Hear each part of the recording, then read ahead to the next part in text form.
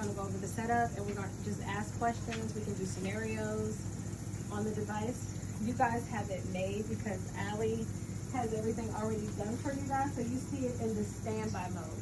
This is the standby mode. When you turn it on with the green button in the back, it does a sensor zero. The sensor zero is done every 24 hours. So it'll alert and for you to do. So Allie, I know she takes care of the ones that are in standby, and I guess when it can be done on the patient. And that takes approximately 1 minute to do. And you have your nitric ports, port 1 and port 2 in the back, which is associated with tank 1 and tank 2 in the back. We have an automatic tank switchover. So when this tank is depleted, as long as the second tank is open and connected, it'll automatically switch over. If it's not, it'll give you a red alarm, basically saying cylinder low, making so that you can turn it on and plug it up. If it's already connected, it'll give you a medium alarm, an amber, letting you know that it's going to trade over. Green tanks on the screen are active tanks. Gray tanks are non-active tanks. Red tanks are empty tanks. Okay? Right here is your power plug. You want to make sure this device is plugged up at all times, whether it's charging on a patient. When you see the blue light, that means it's charging. When it goes off, that means it's fully charged. A battery is good for 4 hours. Here's your filter. You change this out every patient use or as needed. And here is the syringe. I don't necessarily recommend that you keep it here because what happens is people knock it and you can get a small hole in the cup, and if you do that, it can give you a leak, and you may run the risk of getting a low nitric alarm or not passing your system test. So you want to make sure you don't leave this here. You can tape it here, set it here, but I wouldn't recommend leaving it here. We have a lot of hospitals where the water trap has to be replaced, or they have a lot of failed system tests. So just keeping that in mind. And these come in all of your kits. So you guys use Fisher Paykel here, so you'll use the 12 kit. When you use the oscillator, you can get I think you guys have the 10 kit, or are you using the 12? The 12 doesn't come with an elbow because you don't need it for Fisher Paykel. You just screw the sample line on. So I think I told y'all. We have 2 kits. We have 1 kit for the servo and 1 kit for the oscillator that comes with the elbow. Okay. And I think it may come with the one-way valve. I'm not 100% on that. If the kit comes with it, or if we have those separate. The new kits for the oscillator. Oh, we do have the oscillator kit. It does come with the one-way valve. Yeah. All that is in there. I think it's the jet kit that we have, which has the one-way valve and all the other stuff that you need. So you can order that kit. We just started that, and everybody's all excited about it. The jet is you know, the jet. A lot of my Georgia hospitals don't use it. So it's Florida and Mississippi uses it.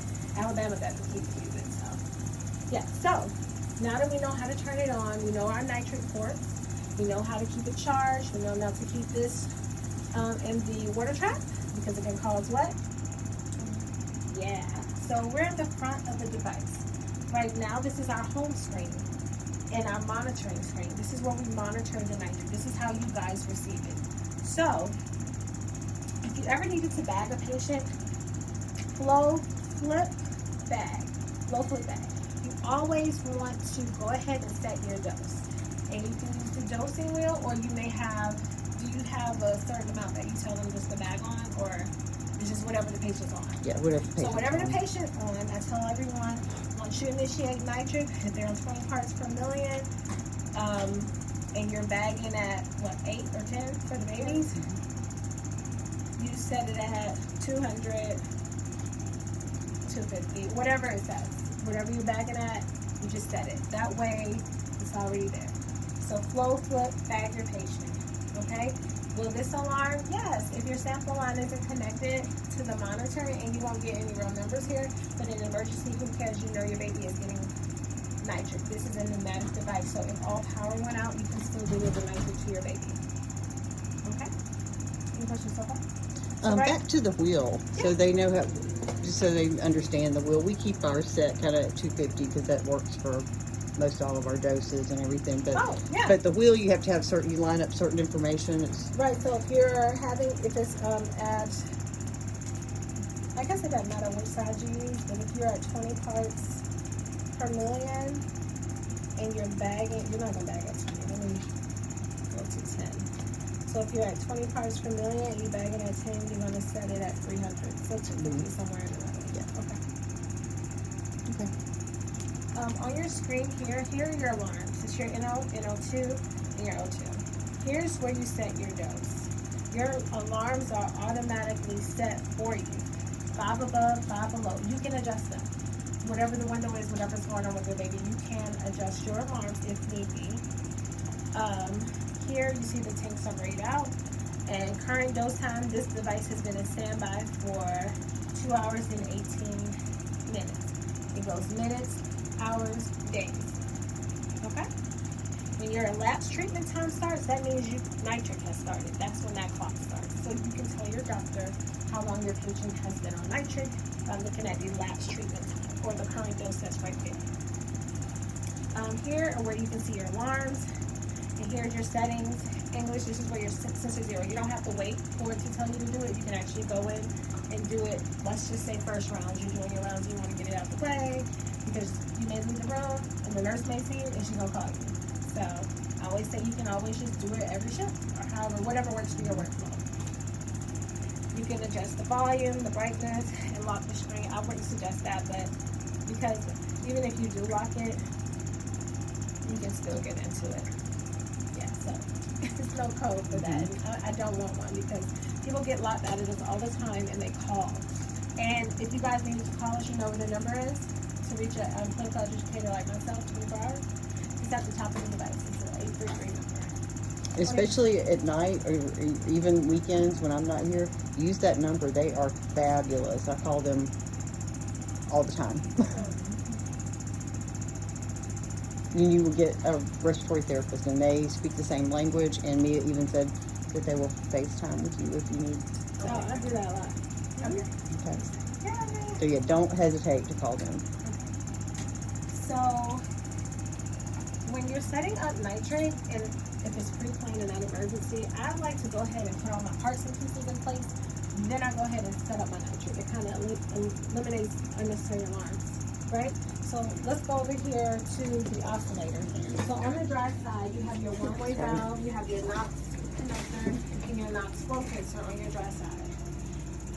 Your Knox flow sensor is then connected here on the monitoring port, and your sample line is here, and you guys are sampling right here. So once that is straight, you want to set it at 20 parts per million.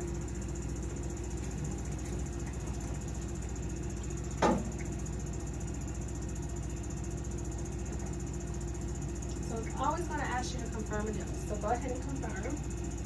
It adjusts the doses 5 above, 5 below. Can you go in the console and adjust it? Yes, you can. So those are pretty stable alarms. Okay? So it's going to accept and deliver nitric for your patient. So do we have any active tanks? No. So are we delivering nitric? So what's going to happen is the device is going to alarm. So why don't you go ahead and activate some nitric for us? You can just do one.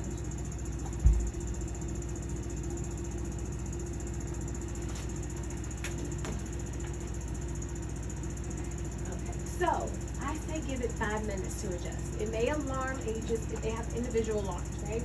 And so you give it time. It's going to go high. It's going to go low. It depends on your baby. If your baby needs to be suctioned, if your baby is having synchrony issues or sedation issues, it will affect that, right? So if you see that you have everything connected here, always, check your baby and just kind of go from here. At a dose, at a hertz of 10, which is good, we're good. If it was a flat 10, you may sometimes experience a sensor bias loss. Have y'all ever did it? Is at 10, right at 10? Sometimes it happens, sometimes it doesn't. This is just troubleshooting. If it happens, just put it on 10.1, 10.2 for a second, and then put it back. On the oscillator you're talking about? Have y'all had that issue? That's just a troubleshooting thing. Can you say that again a So little the slower sensor for me? bias loss alarm sometimes occurs when you have the hertz set at 10. Okay. Where are we set at? Where are we set? 15. 15. Yeah, Hertz is at 15, but 14.9. Okay, so it occurs only at 10 for whatever reason. We have a fix for that, and it's literally around the corner. We just can't say much about it. Mm-hmm. So, So the nitric machine will say sensor bias alert? loss. So Loss, now we have okay. a fix for that, a mode for that to kind of fix that. So Okay. It's coming. It's not rolled out yet, but you'll be the first to know. Okay. We don't typically use 10, but we have used as low as 12. Okay, It that's the. Oh, yeah, that was exceptional. We did, yeah, we did have a 4. So, Sorry. how long has your baby been on We're going nitrate? lower and lower. I was gonna say, yeah, that we hurry it up. No, how long has this baby been on nitrate?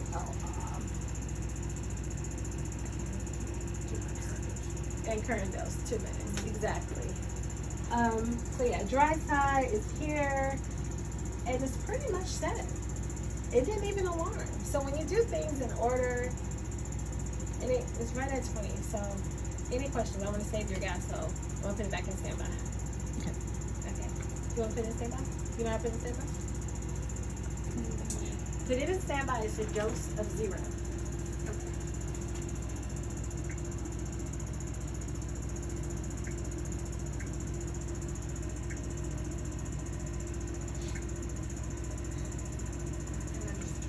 Yeah, righty tighty, lefty loosey, because it will alarm. You have to turn off the tank and also do what else? When you put baby in standby.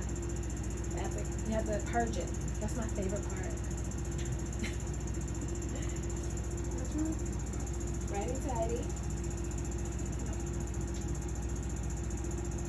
Okay, now purge your tank. Purge it. Don't put it. Purge. Disconnected. And you know this is over 0. So you're gonna do this. So it's still open. So you're gonna close it. Tight. And then you get this is the purge pen.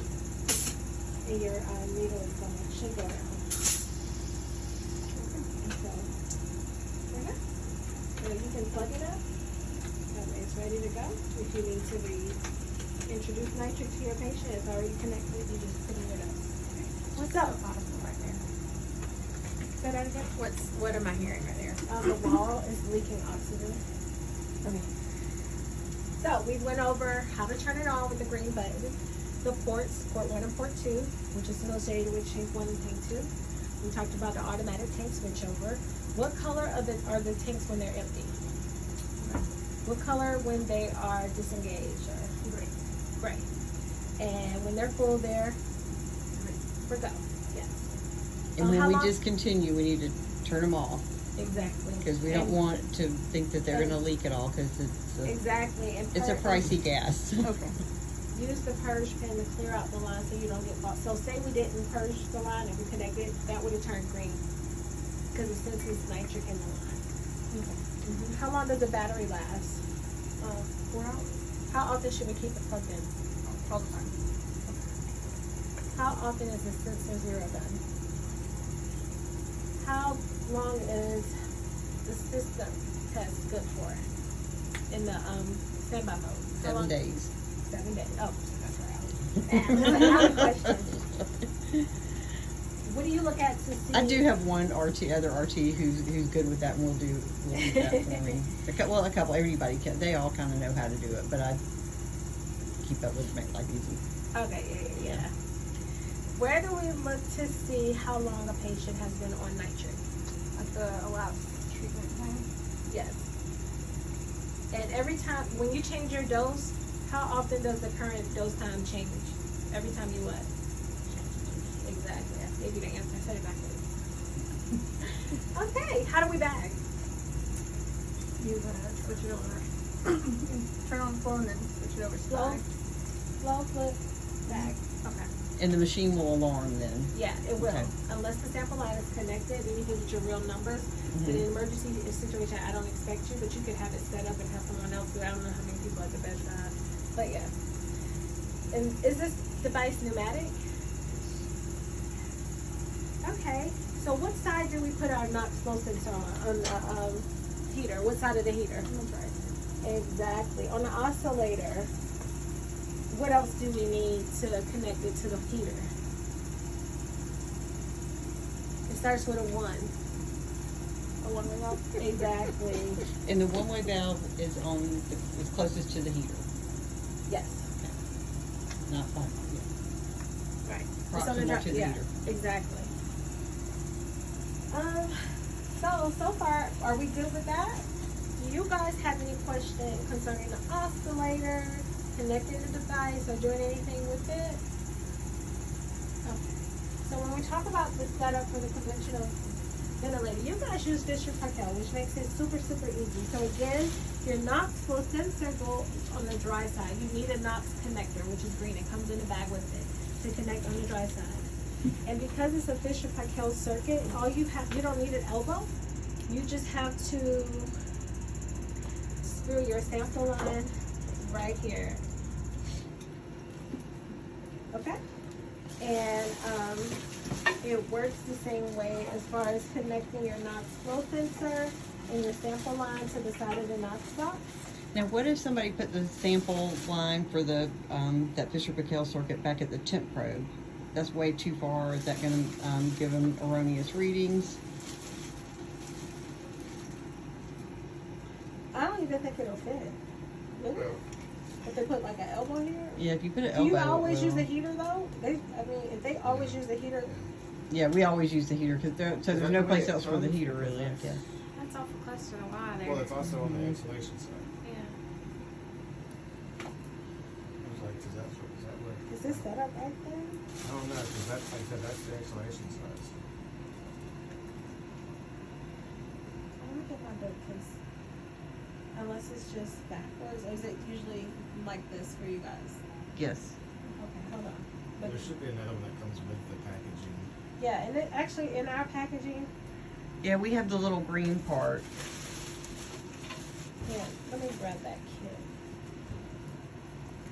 out of my bag.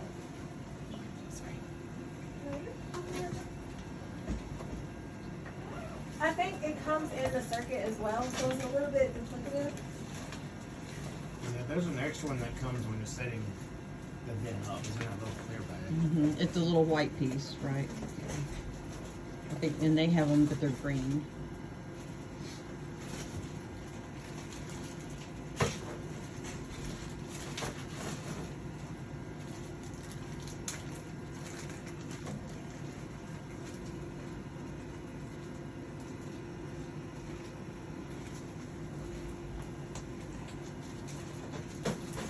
Yeah, these, and we put it on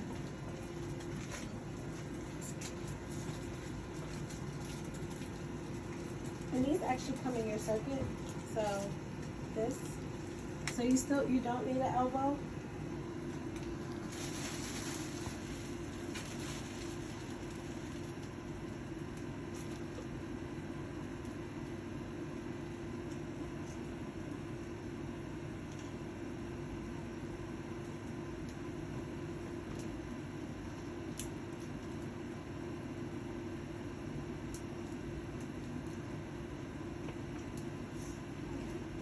Just see what I did?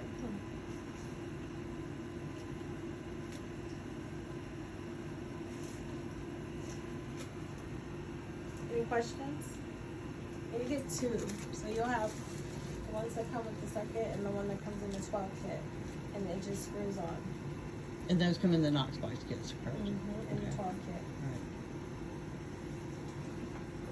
Right. Is it a different color in the, so you said it's green? I thought I'd seen some. Maybe I'm looking at the adult pieces. Some of those pieces they have a green.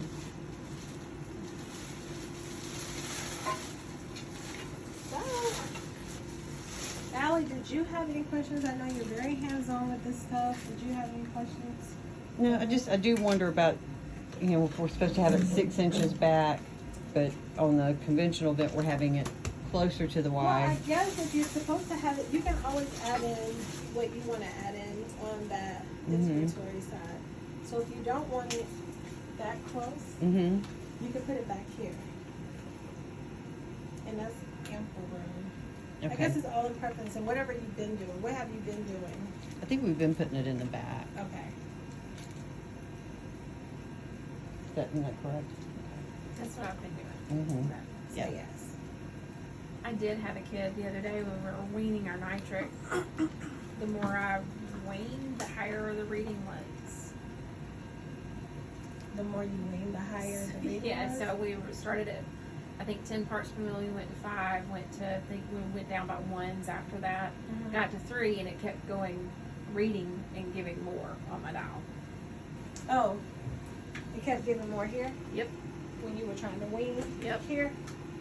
So Set at 3, set at 1, delivering 5 to 7. was your patient waking up? Were they breathing fast? They were Was the there same. condensation in the tube? Did they need to be suctioned? Was there a leak somewhere? I mean, everything had been dead on until I got to that lower level, and then it just would Yeah, never you hit. can do it as low as like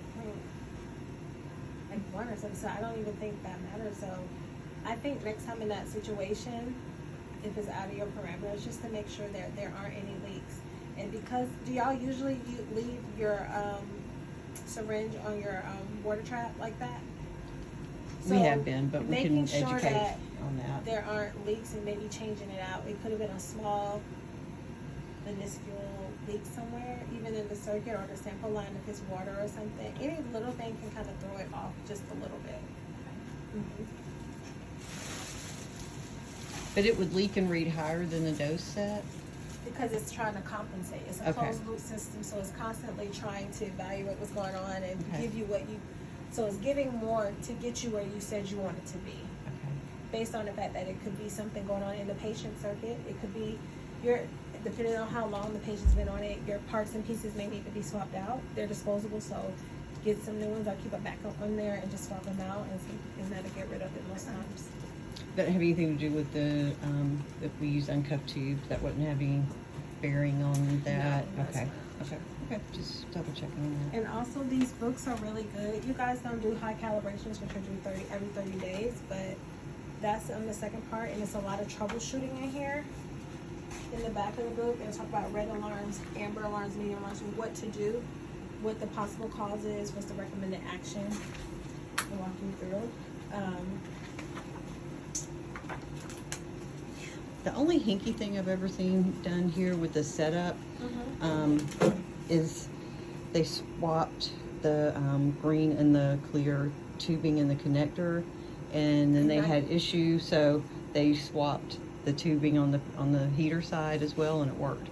I came in the next day, I'm like, oh, okay, so that will work. And then I went and bought little green dots that you guys had and put the little green dots here. Yeah, and so So let's that just we say know that these. green Let's is just say these come top. out, right? And you don't remember what? Just get a new one because you want to keep the green at the top. But I know I pulled them from here.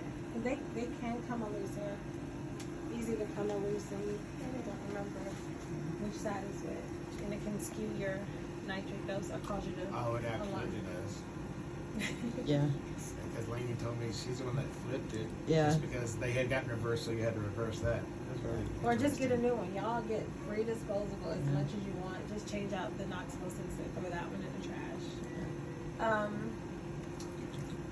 was about to say something else. When shutting this down, you want to press and release. You don't want to press too hard. You want to go through all the prompts. You want to clean it with the purple wipes down here, but up here it has to be gray, right? Because you don't want it to damage the sensors on here, because the sensors are very sensitive. And you could get a sensor failure. Allie knows. and we keep gray top. Most of the hospitals using alcohol wipes now, the purple tops. I have a special gray top just for us in our lab cabinet above the sink, and it has a sticker that says for Knoxbox. Thank you, Mia. No problem. This is